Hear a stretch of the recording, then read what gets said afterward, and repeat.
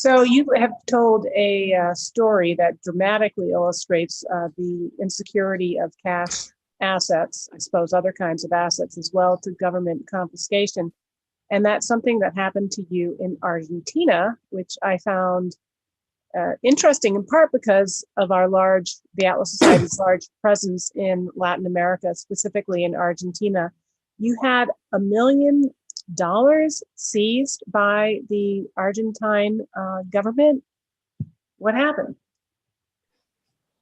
So this is a good story, and I think it's illustrative because it also explains what's going on everywhere else in the world right now.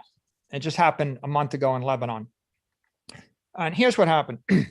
We have a company in Argentina. We're the largest business intelligence software vendor in Argentina. Very successful. Made a lot of money. We sell software to Argentine companies. We would generate pesos. There was a time, Jennifer, when the peso was 1 peso to the dollar.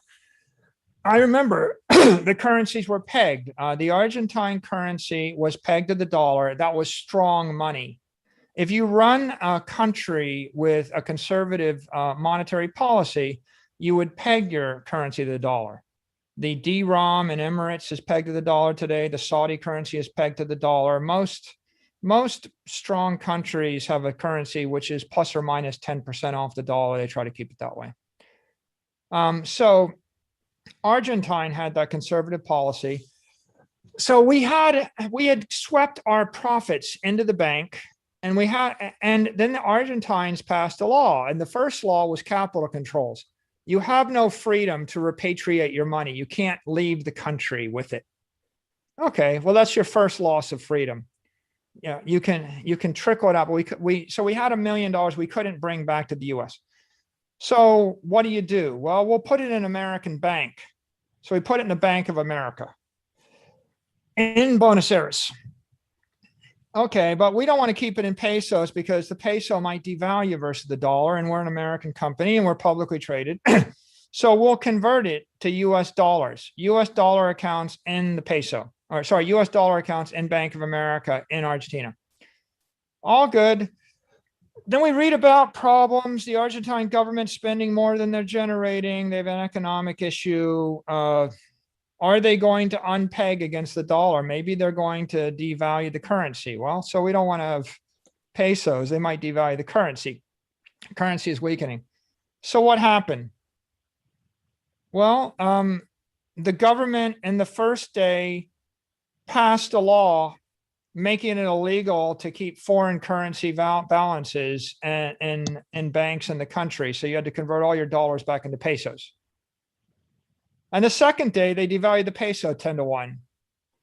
And so by the third day, with no due process, we had $100,000 worth of pesos still locked up in Argentina, still losing 5 or 10% of its value a year.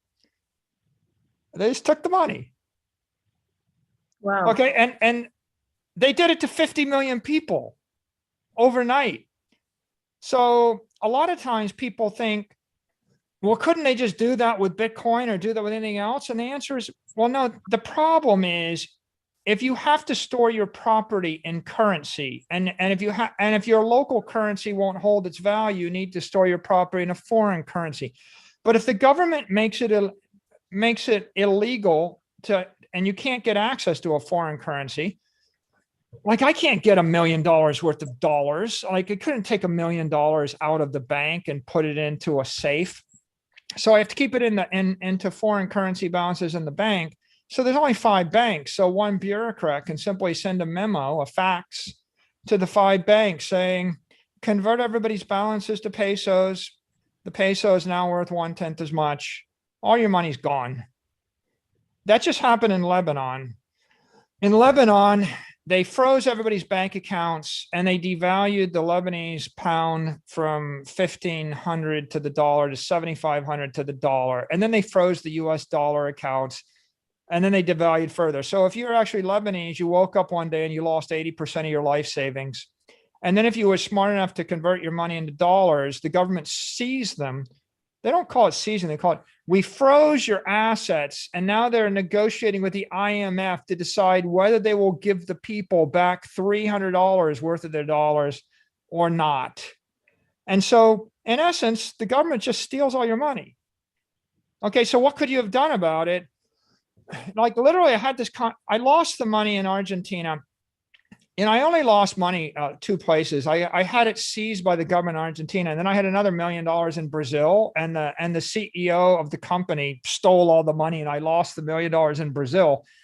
And the message that I got, or the lesson that I learned, was you can't trust companies, you can't trust CEOs, and you can't trust governments with your property. So, by the way, there's something called the blue dollar. And if you go and you Google blue dollar, you'll find that's the black market rate of the dollar in Argentina. And when you watch it, it's going to be blood curdling. You're going to see that the peso went from 1 peso to the dollar to 3 pesos to the dollar. I encourage everybody on this simulcast or livecast right now, go to the web, Google blue dollar, go look at it. The peso was 3.5 pesos to the dollar 15 years ago, and then it just slid to 10 pesos to the dollar, 20 pesos to the dollar, 40 pesos to the dollar, 80 pesos to the dollar. The rate right now is 155 pesos to the dollar. So if you were holding your money in Argentina for 20 years, you're going to lose 99.5% of your money. It's going away, certainly. So I saw that happening. And when the peso was like 20 pesos a dollar, we're still in Argentina, my lawyers came and they said, we think they're going to do this again. The peso is weakening. I'm like, it's 20 pesos to the dollar. I know it's going to 100 pesos to the dollar. I said, can you get the money out of the country? They said, this is 2018, maybe. They said, well, no, they won't let us repatriate the capital. I said, can we buy gold and bring the gold out of the country? No, there's a law against carrying gold out of the country. I said, well, can we just buy something? How about this? I literally said this, Jennifer. I said, can we buy a yacht in Argentina and sail the boat to the Caribbean and sell it? And I had literally like my finance people and my lawyers sitting in my office, and they looked at me like I'd lost my mind. And I was like, I haven't lost my mind. I'm serious. Buy a boat, sail it, because at least the boat is floating property or liquid capital. And so the boat is like the last best idea if you can't buy Bitcoin. But if I'd known about Bitcoin, I would have bought Bitcoin. And the way that works is you buy the Bitcoin, take personal custody of your keys. If 50 million people in Argentina had Bitcoin, the government would have to arrest all 50 million people, put them in a cell, and sweat them for 90 days to get the keys out of them. So it would be, you go figure, right? I mean, how hard is it to arrest 50 million people to seize their property? I mean, it's something like 10 billion times harder than sending an email and copying 5 bankers. And so Bitcoin is property rights. It's the apex property rights of the human race. There is no higher form of property. Maybe in the future, we'll get to the point where we could graft it into your DNA and you could think it telepathically from person to person. That would be better. But short of that, it's a million times better than the next best thing. And the function of it is to allow human beings to take ownership of their life energy. And I'll give you one more metaphor because I think it's helpful. A type 1 diabetic cannot form fat because they do not have insulin. And so if I strip you of insulin and you can't form fat, you cannot store organic energy on your frame. Then another phrase for organic energy is fat. Fat is an organic battery. So when someone's a type 1 diabetic, they can eat all day long and they're going to starve to death. If I take your insulin away from you, it's a death sentence. Removing someone's property rights, when I strip you of property rights, is a death sentence economically. I'm literally saying you cannot store economic energy.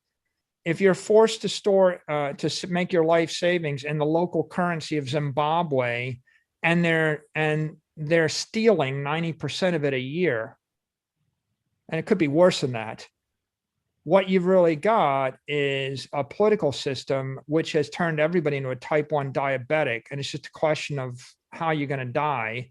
In the 2 weeks after you lose your job, you're just going to start to starve to death or freeze to death. That's why property rights are critical. Being able to store monetary energy over long periods of time is no different than being able to store fat. It's pretty much hopeless for the human race if you can't convey property rights to everybody on the planet. And it's no coincidence that in Africa and South America and other parts of the world where they have weak property rights and weak currencies, they have weak economies, because there's no way for the economy to function when they don't have the system to backhaul the economic energy to make the civilization work properly.